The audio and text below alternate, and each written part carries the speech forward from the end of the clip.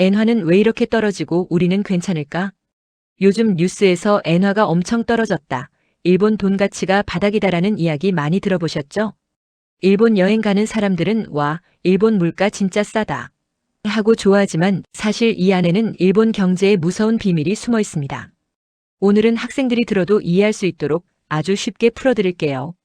첫 번째, 엔화가 떨어진다는 게 무슨 뜻일까요? 쉽게 생각해서 문화상품권을 떠올려 볼까요? 옛날에는 1만 원짜리 문화상품권 한 장으로 게임 아이템을 10개 살 수 있었는데 갑자기 상품권 가치가 떨어져서 이제 5개밖에 못 산다고 해볼게요. 그러면 아무도 그 상품권을 갖고 싶지 않겠죠? 일본 돈인 엔화가 지금 딱 이런 상황입니다.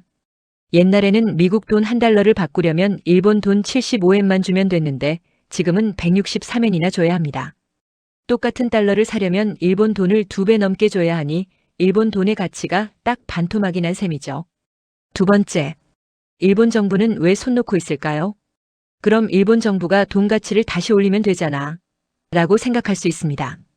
돈 가치를 올리는 가장 쉬운 방법은 은행 이자 금리를 올리는 것입니다.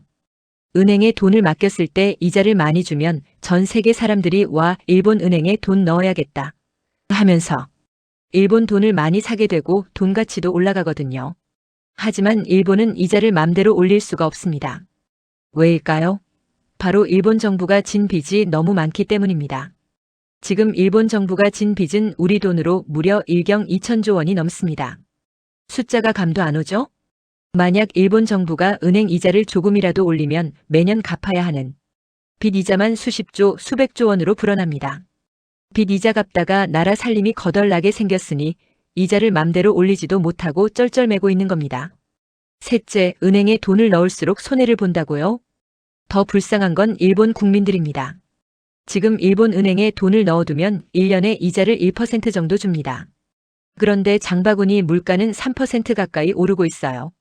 이게 무슨 뜻이냐면 은행에 100만 원을 넣어두고 1년 뒤에 이자 포함 101만 원을 찾았는데 원래 100만 원 하던 운동화 가격이 103만 원으로 올라버린 겁니다.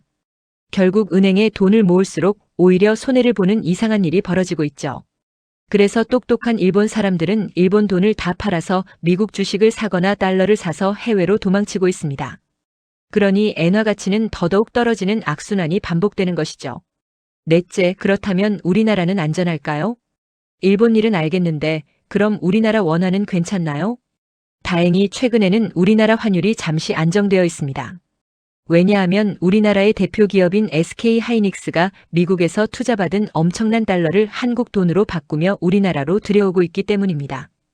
달러가 우리나라로 많이 들어오니 잠시 숨통이 트인 거죠.